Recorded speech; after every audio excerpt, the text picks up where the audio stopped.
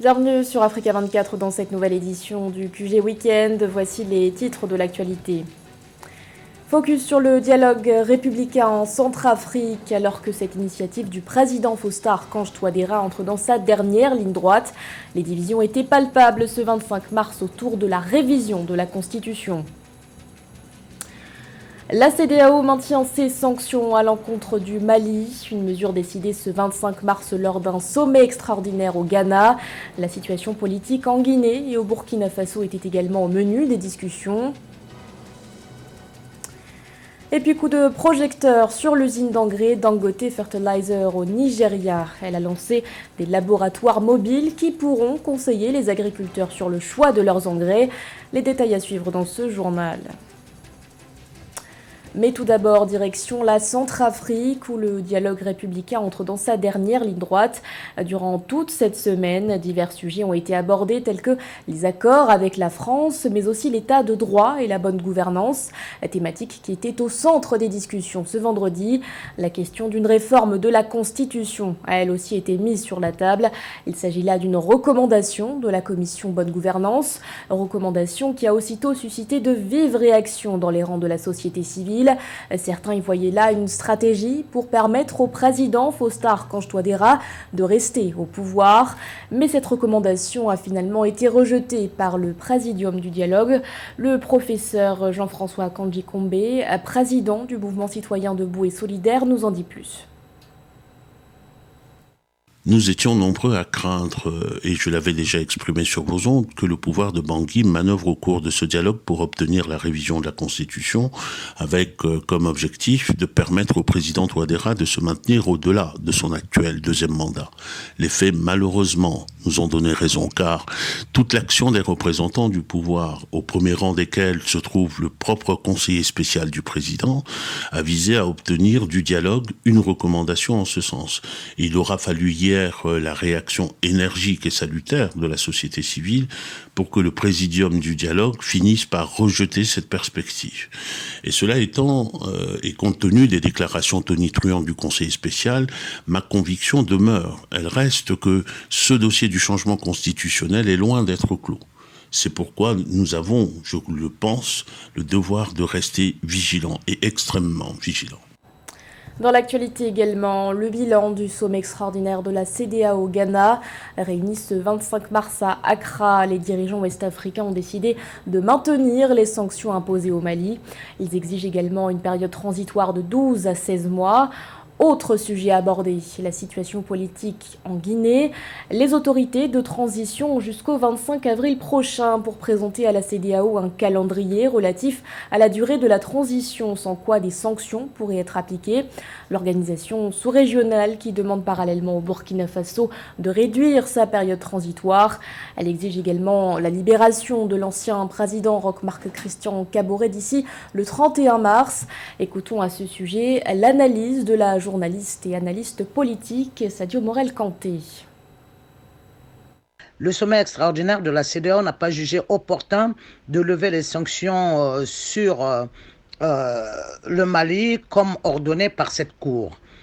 Et cette mission, le sommet extraordinaire a envoyé également un signal fort au Burkina et à la Guinée. Je crois que c'est dans le souci de ne pas banaliser les coups d'État dans la région, étant donné que ces pays-là ont également été dans le passé partie prenante dans des sanctions contre le Niger et contre la Côte d'Ivoire. Donc maintenir les sanctions sont un signal pour dire que les coups d'État ne doivent pas être banalisés et que le Mali doit, comme les deux autres pays, respecter le calendrier électoral au lieu de ramener un calendrier politique comme l'avait fait le Mali. Une infrastructure d'envergure pour aider le Nigeria à réduire sa facture relative à l'importation de produits agricoles. C'est tout l'enjeu de l'usine d'engrais du groupe Dangote qui a été inaugurée ce 22 mars. Une usine qui va également pouvoir porter conseil aux agriculteurs sur le type d'engrais à choisir en fonction de leur plantation. Et ce grâce à des laboratoires d'analyse mobile. Reportage de notre correspondant Narcisse Oum. Le Nigeria a besoin d'environ 5 à 7 millions de tonnes métriques par an d'engrais, alors que le niveau actuel de consommation d'engrais dans le pays est d'1,5 million de tonnes métriques. Pour combler ce déficit, Aliko Dangote a construit le complexe Dangote Fertilizer qui a été inauguré le mercredi 22 mars 2022 par le président du Nigeria, Muhammadu Buhari, pour produire 3 millions de tonnes métriques d'engrais par an à base d'urée. Nous travaillons sur une politique d'exportation non pétrolière où l'industrie manufacturière est une priorité et sera un principal outil d'échange à l'exportation pour le pays. Donc, fondamentalement, nous travaillons pour que nous utilisions la fabrication pour remplacer le pétrole en tant que premier outil de change pour le pays. Alors que les gouvernements africains recherchent une approche durable pour améliorer les rendements agricoles afin de garantir l'autosuffisance alimentaire, Dangote Fertilizer s'est doté des laboratoires d'analyse ambulants afin de conseiller les agriculteurs sur le type d'engrais mieux adapté à leur plantation. Nous allons dans les champs prélever la terre que nous analysons ici dans notre laboratoire. Et après l'analyse, nous déterminons quel genre d'engrais nous devons remettre aux cultivateurs pour leurs semences et voilà comment fonctionne notre laboratoire. À noter que les laboratoires agricoles de l'usine Dangote Fertilizer offrent des services d'analyse complets en laboratoire mobile dans le domaine agroalimentaire au bénéfice des agriculteurs africains. Au Cameroun, le prix de l'huile de palme pourrait prochainement augmenter. C'est en tout cas la demande formulée par le JICAM, le groupement interpatronal du Cameroun, lors d'une rencontre avec les autorités ce 18 mars à Yaoundé. Une requête qui intervient dans un contexte de flambée des prix des matières premières. Les précisions de Roberto Bogbe.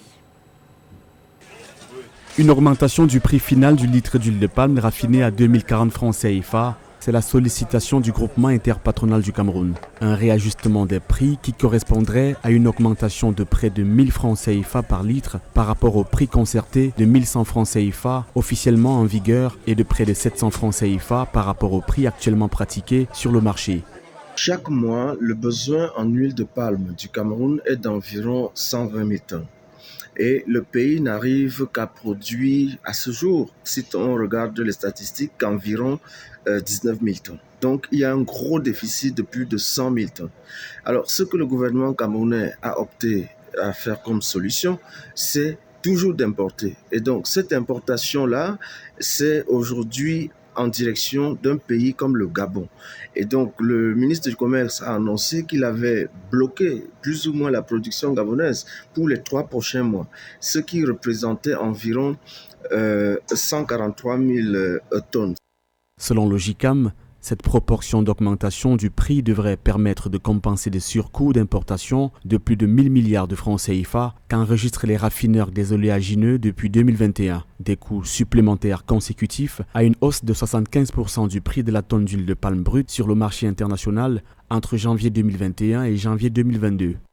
Pour le consommateur aujourd'hui, il n'y a pas d'autre alternative peut-être que d'attendre que des réformes structurelles soient engagées. Sinon, à l'immédiat, la solution, c'est d'opter pour les importations, mais ces solutions-là aujourd'hui ne sont pas très efficaces et sont sujets à beaucoup de fluctuations sur le marché international.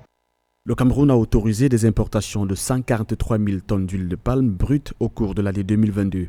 Ces quantités qui vont certainement aggraver les surcoûts d'importation des unités de transformation permettent de combler le déficit structurel de production qui atteint désormais 160 000 tonnes par an selon l'Association des raffineurs des oléagineux. L'actualité sportive à présent avec les résultats du tour aller des éliminatoires de la zone Afrique dans le cadre des qualifications mondiales 2022. En ouverture de balle, la République démocratique du Congo a fait match nul face au Maroc, 1-1. Plus tard dans la soirée, l'Algérie, éliminée lors du premier tour de la CAN, a pu redorer son blason face au Cameroun. Les Fennecs se sont imposés 1-0 face aux Lions indomptables. 1-0 également pour la Tunisie qui affrontait le Mali. De son côté, l'Égypte s'est imposée face au Sénégal. Les champions d'Afrique se sont inclinés sur un score de 1-0 avec un but de Saliou Ciss contre son camp. Et pour finir, la rencontre Ghana-Nigeria s'est soldée par un match nul. Aucune des deux équipes n'est parvenue à trouver le chemin défilé. Assurer la reconversion des anciens sportifs de haut niveau, c'est la principale mission de l'association Golden Score, fondée par Mathias Pogba et Adrian Somoto. Le groupement entend à cet effet faciliter la relation entre le monde du sport professionnel, les entreprises et l'éducation. Les détails avec José Douglas. Ils ont été plusieurs à répondre à l'appel de l'association car il est important, selon les organisateurs, de penser à l'après-carrière et c'est un défi que lance Golden Score. Même une personne lambda qui a une simple idée peut rentrer chez Golden Score et cette idée-là justement, mettre en communication avec un sportif et puis il y a quelque chose qui se crée. On a déjà une association en famille qui s'appelle 48 heures pour la Guinée. On a déjà fait beaucoup de choses au niveau naturel, au niveau de vie, confort de vie, tout ça. Et là, maintenant, on va commencer à rentrer dans le sport et aussi pour développer le football africain. Présence de sportifs de tous les horizons qui étaient là pour conseiller, mais aussi apporter leur soutien à cette action initiée par Paul Pogba et Adrien Somoto. En Afrique, ça se développe avec la CAN et une belle CAN qui s'est passée au Cameroun. Je pense que c'est de bonne augure pour le football africain, pour les générations à venir. Et je pense que ça va être de bons points positifs dans les années à venir. C'est une vraie question, comment on fait pour accompagner les sportifs, ceux qui font des sports qui sont moins médiatiques et aussi où on gagne moins d'argent. Et donc c'est difficile. On est jeune quand on démarre, on est jeune quand on arrête. Et c'est un vrai trou, c'est un vrai gouffre quoi. C'est difficile et voilà, c'est cool d'y penser et de réfléchir à ce qu'on pourrait faire. Golden Score qui aura pour mission de mettre en relation les sportifs avec les entreprises, les organismes de formation et les écoles. Il faut rappeler que la carrière des sportifs est assez courte et elle peut s'arrêter aussi pour blessures graves. À l'âge de 35 ans, il faut être déjà sur la voie de la reconversion et parfois certains font leurs preuves dans les médias en tant que consultants et d'autres choisissent des secteurs différents comme le terrain ou la création d'entreprises. Mais malheureusement, une grande majorité, souvent sans diplôme et sans projet de travail, ce qui peut être un vrai handicap pour le futur.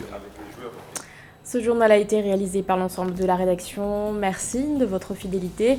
L'actualité continue sur Africa 24.